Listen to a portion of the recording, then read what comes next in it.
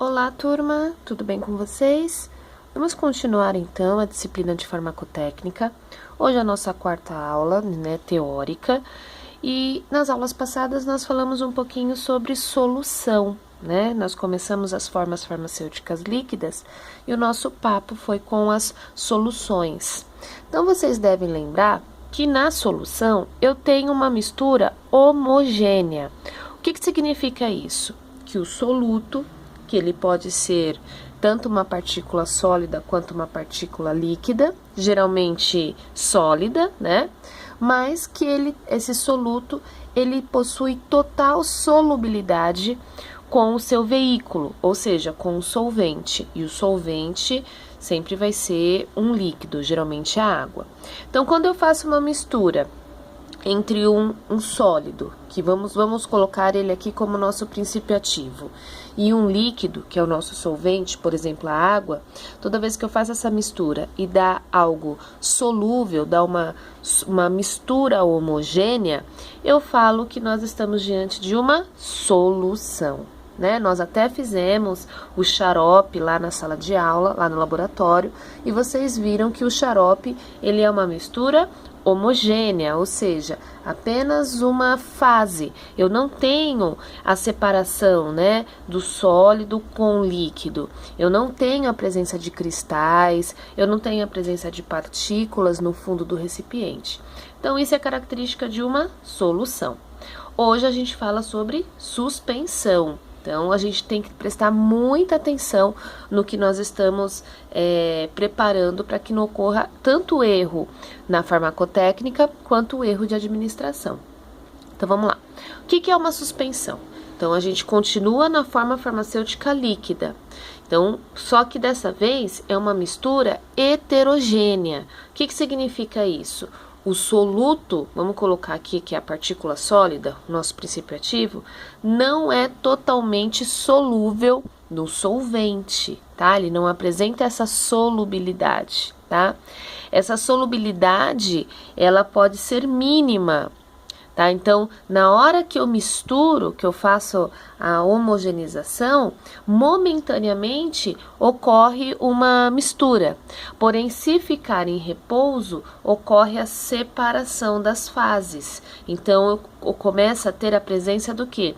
De depósitos de princípio ativo, Então, ocorre um depósito de sólido lá no final, lá no fundo do recipiente. Então, nós falamos que não é uma solubilidade total, é uma solubilidade mínima. E aí, o que eu tenho que fazer? Se eu promover a agitação, se eu promover a homogeneização, esse soluto, ele se dissolve momentaneamente, ele solubiliza momentaneamente nesse veículo. Porém, se ficar em repouso, torna a ocorrer a separação de fases, tá? Então, toda vez que eu tenho uma suspensão, eu tenho a mistura de um soluto e de um solvente, porém essa solubilidade não é 100%, igual acontece na solução. Essa solubilidade é mínima. Momentaneamente, pode até ocorrer uma mistura, porém, se ficar em repouso, ocorre a sedimentação. E aí eu vou ter duas fases: a fase do sólido, que está lá no fundo do recipiente, e a fase do líquido, que é a primeira fase, A fase do veículo, tá? Então, sempre vai ter essa característica. A suspensão, ela não é 100%, o soluto não é 100% solúvel no seu solvente, tá? Sim, que sempre que a gente faz uma homogeneização, pode ocorrer essa solubilidade, porém em repouso ocorre a separação das fases. Então, olha só, aqui tá bem característico, Vocês conseguem ver? Então, eu fiz ali uma mistura, E aí, depois da homogeneização, parece que está tudo ok, tudo homogêneo. Porém, se ficar em repouso, separa as fases. Tá vendo? Vocês podem ver aqui, que aqui no fundo do recipiente nós temos o quê? Uma formação, de depósitos de soluto. Então, aqui eu tenho uma precipitação. Em cima eu tenho o veículo e embaixo eu tenho o princípio ativo, tá? Se eu promover a agitação novamente, ele se solubiliza momentaneamente. Se ficar em repouso, ocorre a separação da fase. E aí é importante, ó, a informação técnica, né? Toda suspensão ela deve relatar no rótulo: agite antes de usar, ou vir escrito suspensão. Ninguém é obrigado a saber que nós estamos diante de uma solução ou de uma suspensão. Isso é uma informação técnica. Então, toda vez que vocês forem preparar uma suspensão, vocês têm que ficar atentos nesse rótulo, tá? Se vier escrito suspensão, há necessidade de uma agitação prévia, tá? Para que ocorra essa mistura entre soluto e solvente. Se ficar em repouso, vai ocorrer a separação. Então, imagina, peguei até um exemplo aqui, né? Esse medicamento aqui, ele é bastante utilizado para quem tem gastrite, dor de estômago. Ele é uma mistura de hidróxido de alumínio e hidróxido de magnésio. Ele é uma suspensão. Então, tá lá paradinho, guardadinho na prateleira. Se não ocorrer essa agitação, o que vai acontecer? O princípio ativo vai estar todo aqui no final do recipiente e o veículo vai estar aqui em cima. O paciente, na hora que for tomar, ele vai tomar só o quê? Só veículo, porque o princípio ativo está todo aqui embaixo, tá? Então, por isso que há necessidade de uma agitação, tá bom? Então, essa informação é extremamente necessária para que ocorra essa mistura momentânea entre o princípio ativo e o solvente. Tudo bem? Então, vem escrito agite antes de usar, ou, se não vier escrito, vem essa informação suspensão, e nós temos que saber que toda suspensão há necessidade da agitação, certo? Então, olha só. E por que... eu vou arrumar aqui para vocês, tá? Comi o A, formulação. Por que tem que fazer essa agitação, né? Então, como eu falei para vocês, o princípio ativo, ele não é totalmente solúvel no seu solvente, tá? Outro motivo de se fazer uma suspensão é que muitas vezes a gente consegue aumentar a estabilidade do princípio ativo, tá? Isso principalmente em injetáveis. Vocês devem já ter visto injetáveis que vem um pó, né? E separado vem o líquido. Não só injetáveis, por exemplo, a amoxicilina, né? Quem já tomou, já deu para as crianças, sabe? Vem num frasco, né? Um pó, e a parte vem o líquido. Então, se você não faz essa mistura, você aumenta a estabilidade do princípio ativo, você consegue armazenar por um período maior de tempo, né? Onde há a presença de água, você favorece o crescimento de micro-organismos. Então, se você só preparar a formulação no momento da administração, você consegue aumentar a estabilidade do princípio ativo em relação à proliferação de micro-organismos, tá? Então, por isso que a suspensão muitas vezes é necessária. Então, a gente mantém separado, sólido e líquido e prepara só no momento, tá? Para aumentar a estabilidade. E isso é extremamente importante a gente saber, né? Porque senão o paciente ele sai da drogaria, por exemplo, sem saber como que faz o uso da suspensão. Ou, né, dentro de um hospital, você vai ver lá como que eu preparo, né? Eu tenho um pó, eu tenho um líquido, o que eu misturo? Misturo tudo, coloco o pó no líquido, o líquido no pó, né? Então, a gente tem que sempre saber como que prepara uma suspensão, tá bom? E quem é que faz? Porque é muito simples, né? Pegar um pó, misturar na água, agitar. Se a gente não colocar um adjuvante, ou seja, um agente suspensor, eu não consigo fazer essa homogeneização momentânea. Então, toda suspensão, na sua composição da formulação, há a presença de um agente suspensor, tá? Esse agente suspensor, ele tem que ser inerte em relação à ação farmacológica do princípio ativo. Ele não pode interferir na ação farmacológica, tá? Mas ele tem uma função extremamente importante.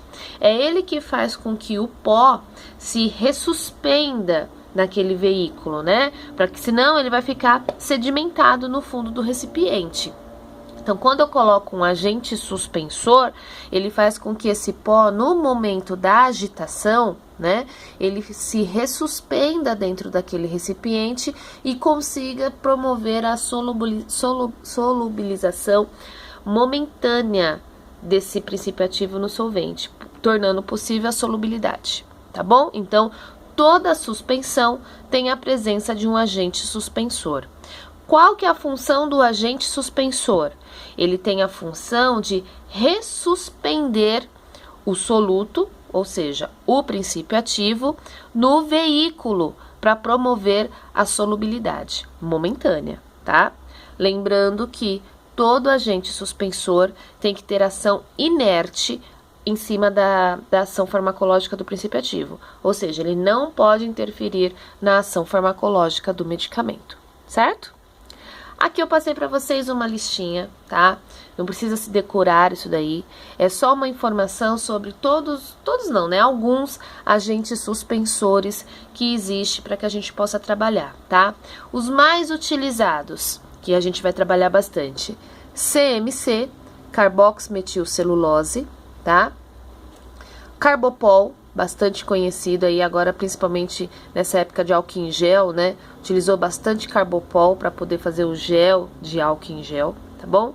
Esses são os mais utilizados, o CMC e o carbopol. Mas tem o alginato, tem pectinas, né? Bentonita, as gomas, né? Goma arábica, são bastante utilizados. Então, se vocês tiverem curiosidade, peguem as bulas dos medicamentos que vocês têm em casa, verifiquem se é uma suspensão e ali naquela composição, verifiquem qual que é o agente suspensor, tá? Então, vocês vão talvez encontrar esses nomes aqui. Lembrando que todos esses aqui têm essa ação de agentes suspensores, porém, eles são inertes em cima da ação farmacológica, tá bom?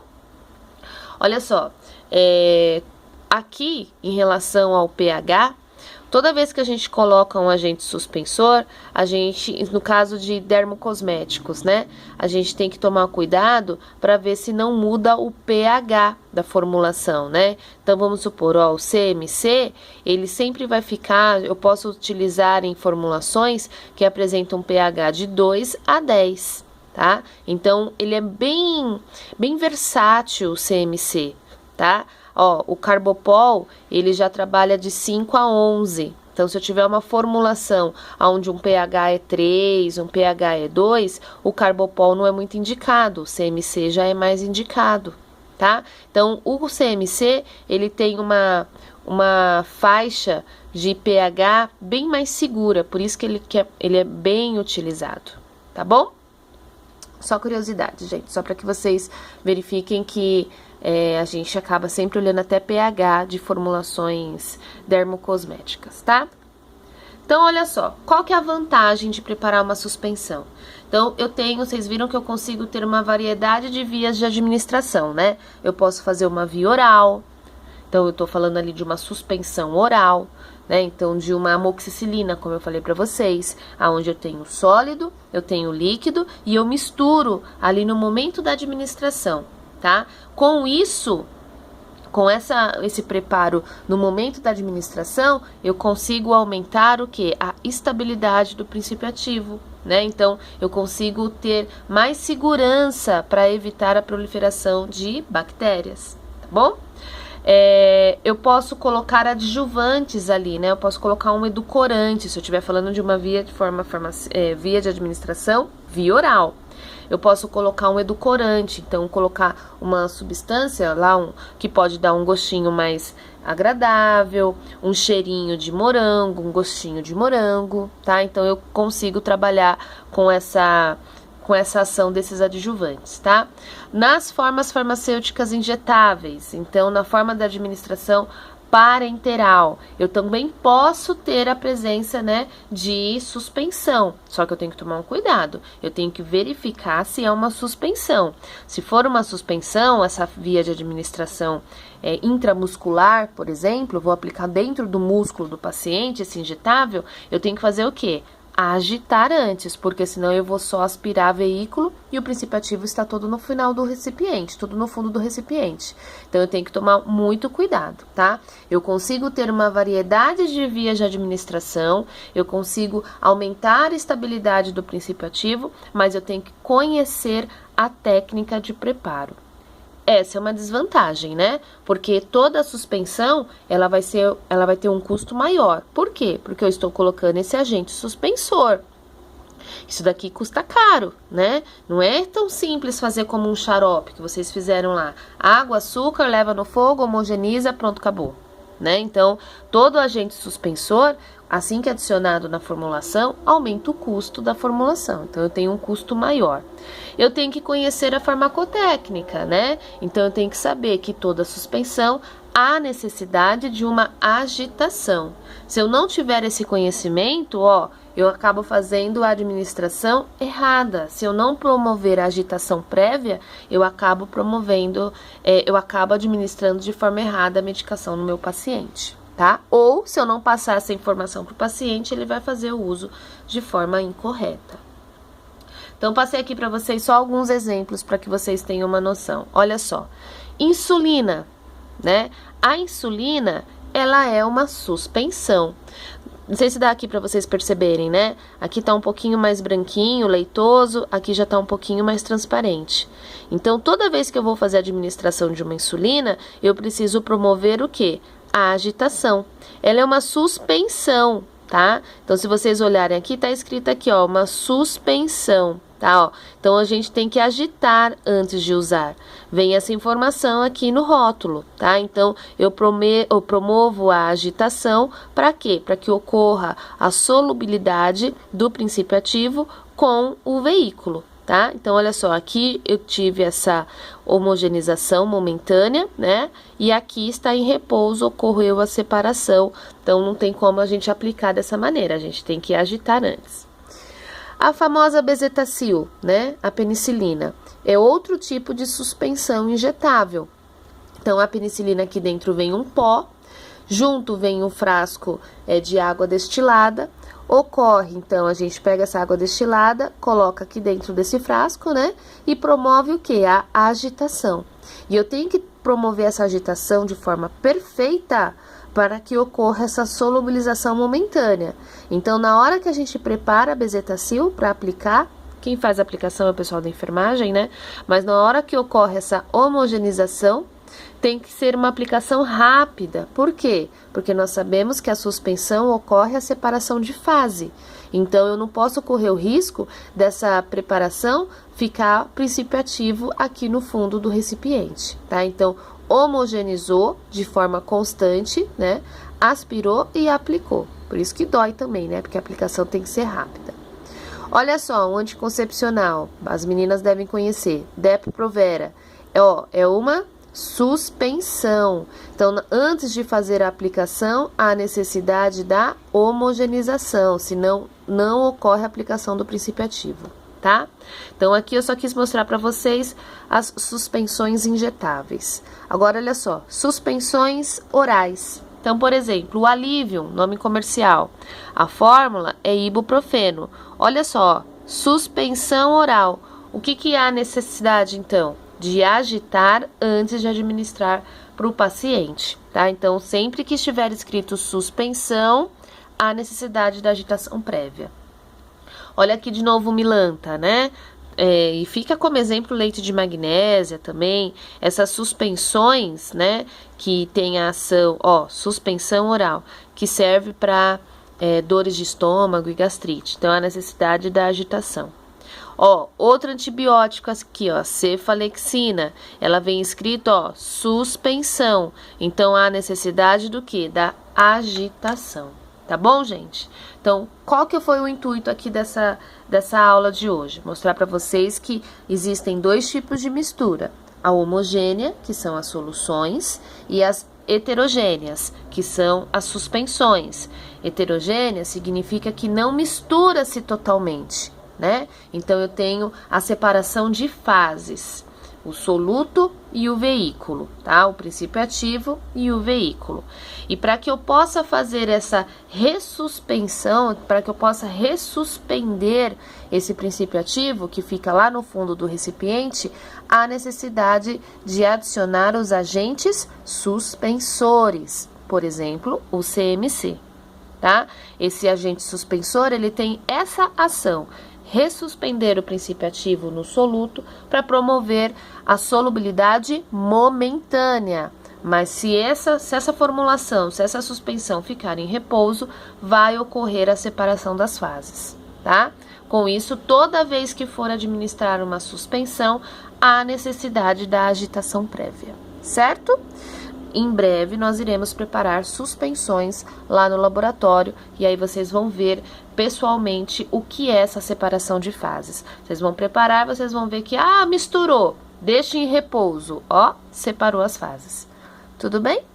Esse era o assunto de hoje. Se vocês tiverem alguma dúvida, é só me chamar que a gente conversa sobre, tá bom? Obrigada, turminha. Até mais. Tchau, tchau.